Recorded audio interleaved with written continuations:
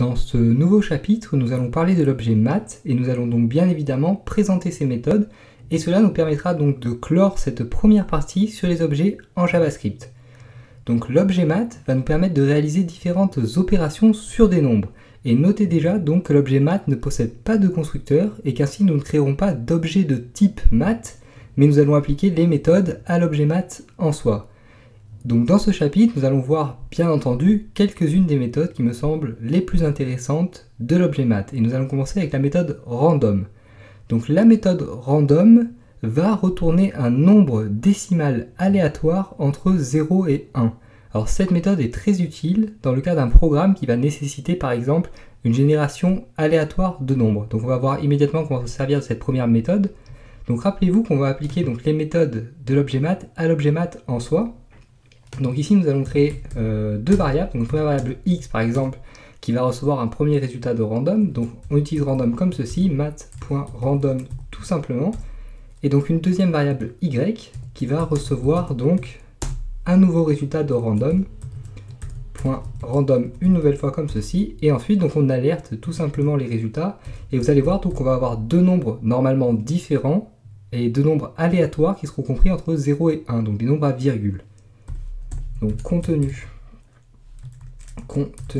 de x de point, donc plus le contenu de notre variable x, et à la ligne contenu de y de point, plus le contenu de notre variable y. On enregistre et on affiche immédiatement. Et donc vous voyez qu'on a bien deux nombres décimaux compris entre 0 et 1 qui ont été générés aléatoirement grâce à la méthode random et donc qui sont bien différents. Alors on va pouvoir obtenir bien évidemment un nombre aléatoire entre 0 et 1000 par exemple en multipliant donc le résultat envoyé par random par 1000 tout simplement. Donc si on souhaite obtenir un nombre aléatoire entre 0 et 1000, on n'a qu'à faire donc math.random fois 1000, donc on multiplie tout simplement le résultat envoyé par la méthode random par 1000, puisque la méthode random envoie un nombre entre 0 et 1, et cela nous donne donc un nombre entre 0 et 1000 cette fois-ci, donc on peut afficher immédiatement afin de s'en apercevoir. Donc vous voyez bien maintenant qu'on a donc deux nombres aléatoires donc, qui sont entre 0 et 1000, donc le premier c'est 662.54, etc. Et le deuxième donc c'est 594.19, etc. Donc si l'on souhaite maintenant obtenir un nombre entier toujours entre 0 et 1000, on peut appliquer en plus la méthode round, donc qui va nous permettre d'arrondir un nombre donné à l'entier le plus proche. Donc évidemment cette méthode va être intéressante à utiliser avec random, et donc on va l'utiliser immédiatement. Donc ici on commence donc par faire math.random donc fois 1000, donc on demande à random de retourner un résultat aléatoire entre 0 et 1 et on multiplie ce résultat par 1000. Et ensuite, donc, on va tout simplement arrondir ce résultat dans une nouvelle variable, donc y toujours pareil. Et donc toujours pareil, donc on applique la méthode round à l'objet math en soi. Et donc on précise le nombre entre les parenthèses de round. Donc round a besoin d'un argument, donc qui va être le nombre qui va être arrondi. Donc contenu de x et ensuite contenu arrondi de x. On enregistre et on affiche immédiatement afin de voir les résultats. Et donc vous voyez donc que x contient 675.93, etc. Et donc en utilisant la méthode round sur ce contenu de x, donc le nombre 675.93 est arrondi à 676. Et donc c'est ce nombre 676 qui est stocké dans y et qui correspond donc à l'arrondi du nombre x. Et donc méthode suivante maintenant, donc les méthodes floor et ceil qui vont également nous permettre d'arrondir un entier décimal, mais cette fois-ci à l'entier inférieur donc pour la méthode floor ou à l'entier supérieur pardon, pour la méthode ceil. Donc ces méthodes peuvent donc une nouvelle fois s'avérer très utiles à utiliser avec la méthode random, et donc on va le faire immédiatement. Donc ici on garde notre variable x et notre méthode random, et ensuite donc on va évidemment créer deux nouvelles variables. Par exemple on va commencer par la variable inf comme ceci. Donc on va utiliser la méthode floor sur l'objet math et on va lui passer x en paramètre, donc le contenu de x bien évidemment en paramètre. Et on va également créer une variable qu'on va appeler sup. Et on va donc appliquer la méthode ceil sur l'objet math et on va également lui placer le contenu de x, hop, comme ceci. Donc contenu de x, ici c'est bon. Ensuite donc on va mettre arrondi inférieur, 2 points, et donc plus inf, et plus donc à la ligne arrondie cette fois-ci supérieure, donc en utilisant la méthode sail, 2 points, plus le contenu de notre variable sup, comme ceci. On enregistre à nouveau et on affiche, et vous allez donc bien voir que maintenant donc random a renvoyé un nombre aléatoire qui a été multiplié par 1000 et ce nombre est 90.3441, etc. En utilisant floor sur ce nombre, on obtient l'entier 90, et en utilisant la méthode sail sur ce nombre, on obtient l'entier 91, donc c'est-à-dire l'arrondi à l'entier supérieur. Donc voilà tout pour ces deux méthodes. Donc méthode suivante maintenant, les méthodes min et max, qui vont retourner respectivement le nombre le plus petit et le nombre le plus grand parmi une série de nombres. Donc ces deux méthodes vont prendre autant d'arguments qu'il y a de nombres à analyser. Donc on va les tester immédiatement une nouvelle fois. Donc ici on va créer une première variable, hop, on va supprimer tout ça. On va créer une première variable cette fois-ci, min égale donc mat.min, puisqu'encore une fois donc on applique bien évidemment les méthodes à l'objet mat en soi. Et donc entre parenthèses on va préciser une série de nombres, et donc la méthode min va tout simplement retourner le nombre le plus petit parmi cette série de nombres. Donc on va mettre par exemple 0, moins 10, 275 et 25 par exemple. Donc ici moins 10 est le nombre le plus petit bien évidemment. Et on va faire exactement pareil avec une variable max comme ceci. Et cette fois-ci donc on va utiliser la méthode max bien évidemment. On va récupérer la même série de nombres comme ceci. Et on alerte les résultats une nouvelle fois, donc afin de bien voir ce qui est produit par ces méthodes.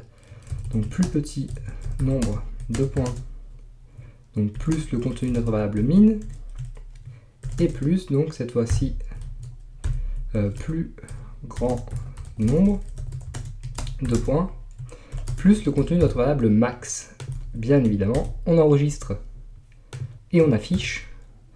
Donc vous voyez que la méthode min va renvoyer le plus petit des nombres de la liste qui est bien moins 10, tandis que la méthode max va renvoyer le plus grand des nombres de la liste qui est 200.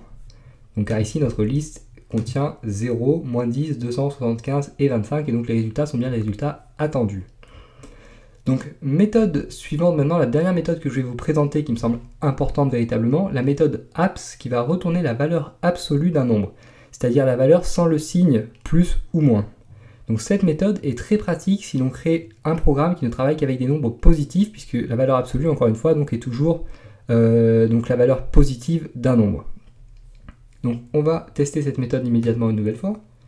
Donc ici on peut créer par exemple une première variable x qu'on va donner égale à 2, et une variable y qu'on va donner égale à moins 10, comme ceci. Et donc on va utiliser la méthode abs sur les deux variables x et y. Donc on va enfermer les résultats de la méthode abs en deux nouvelles variables. Donc par exemple abs de x égale donc math.abs de x, bien évidemment, et abs de y égale à math.abs de y, comme ceci. Et on alerte les résultats comme d'habitude. Donc valeur de x, 2 points, donc plus x, plus cette fois-ci donc point valeur absolue de x, 2 points, donc plus abs de x, et on va faire pareil avec y. Donc ici je vais copier ceci et le coller en dessous. Donc valeur de y cette fois-ci, hop, ici on crée un retour à la ligne, donc plus y, et valeur absolue de y, plus abs de y, comme cela. On enregistre et on affiche, afin de bien voir les résultats. Donc valeur de x, 2, donc c'est bien le résultat attendu. Valeur absolue de x est également 2, puisque évidemment donc, la valeur absolue d'un nombre correspond à la valeur positive de ce nombre. Et valeur de y, donc moins 10, et valeur absolue de y, bien évidemment 10, on supprime le signe moins. Donc voilà tout pour ces méthodes qui me semblent intéressantes pour l'objet math. Donc l'objet math possède de nombreuses autres méthodes, et donc je vais vous en présenter rapidement quelques autres qui pourraient vous être utiles un jour, mais qui ne sont pas forcément très importantes à retenir immédiatement, Mais les méthodes que je vais vous présenter maintenant pourraient vous servir si vous avez à faire donc des calculs véritablement mathématiques pour créer un programme ou un script ou etc., etc. Donc ces méthodes vont être la méthode PO tout d'abord, donc la méthode exposant, la méthode power si vous voulez. Ensuite la méthode square root, donc pour la méthode racine carrée, la méthode cos pour le cosinus, la méthode sin pour le sinus, et la méthode pi donc qui va retourner le nombre pi, la constante mathématique pi. Donc on va créer trois variables cette fois-ci, donc x égale 5 par exemple, pour changer un peu, y égale à 3, et z égale à 0.5, comme ceci. Et donc on va utiliser tout d'abord donc la première méthode, la méthode PO, donc créer une variable power égale donc math.pow comme ceci. Et donc cette méthode PO va avoir besoin de deux nombres pour fonctionner, puisqu'elle va faire donc un nombre exposant l'autre nombre. Donc par exemple si on lui passe x et y ici, donc PO va retourner le résultat de 5 exposant 3, donc c'est-à-dire 5 élevé à la puissance 3, donc c'est-à-dire 5 fois 5 fois 5, donc 125 normalement. Ensuite donc maintenant la méthode sqrt, donc on va créer une variable racine comme ceci. Donc on fait math.sqrt. Donc cette méthode va avoir besoin qu'on lui passe un nombre bien évidemment pour en calculer la racine carrée, puisque cette méthode va retourner la racine carrée du nombre qu'on va lui passer. Donc par exemple dans notre cas elle va retourner la racine carrée de 5, donc ce qui correspond à 2, quelque chose. Ensuite troisième méthode, la méthode cos pour cosinus, donc il va retourner le cosinus d'un nombre, et qui va donc bien évidemment avoir besoin une nouvelle fois d'un nombre pour fonctionner, pour en renvoyer le cosinus. Par exemple ici, donc la méthode cos va renvoyer le cosinus de 0.5. On va faire pareil avec la méthode donc sin pour le sinus cette fois-ci. Point sin donc de z et var donc pi cette fois-ci. Et donc ici on va utiliser la méthode pi qui va toujours retourner la constante mathématique pi, c'est-à-dire 3.14 etc. etc. Donc math.pi. Donc encore une fois ces méthodes ne sont pas forcément très utiles dans tous les cas, mais elles pourraient vous être utiles dans l'avenir peut-être. Donc je préfère vous les présenter pour plus d'exhaustivité pour ce cours tout simplement. Donc ici on va afficher donc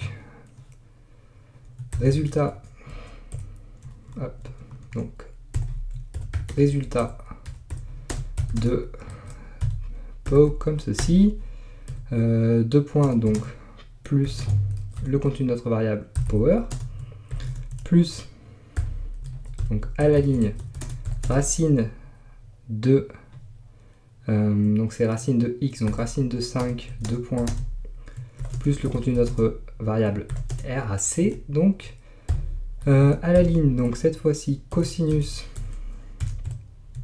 de 0,5, donc plus cos, plus sinus de 0,5, 2 points, donc plus sin, et donc plus, donc bien évidemment ici on va avoir une approximation, puisque comme vous le savez, donc le nombre pi a un nombre a priori infini de décimales, et que ce n'est pas possible d'afficher ça sur un ordinateur.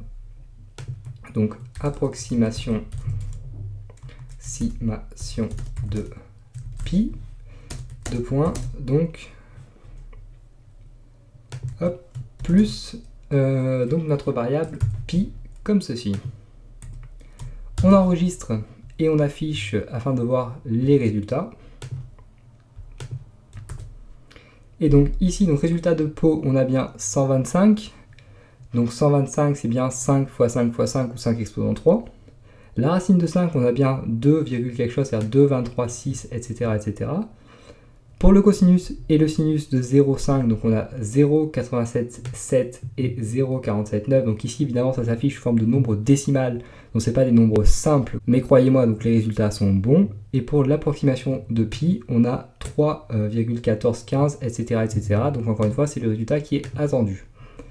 Donc voilà tout pour les méthodes de cet objet math, donc les méthodes que je voulais vous présenter, au moins les méthodes qui pourraient vous être utiles dans l'avenir ou qui vous seront tout simplement utiles dans l'avenir. Et donc voilà tout pour cette première partie sur les objets en JavaScript. Donc on a beaucoup étudié les objets natifs et on a vu certaines méthodes des objets natifs, donc des méthodes qui vous seront utiles si vous devez créer des scripts et donc que vous devez absolument connaître. Et donc nous nous sommes familiarisés avec ces objets en JavaScript. Et donc dans la prochaine partie, nous allons cette fois-ci aller un petit peu plus loin avec les fonctions et nous allons donc voir les notions notamment de portée en JavaScript, les fonctions anonymes, les fonctions auto-invoquées et les closures en JavaScript.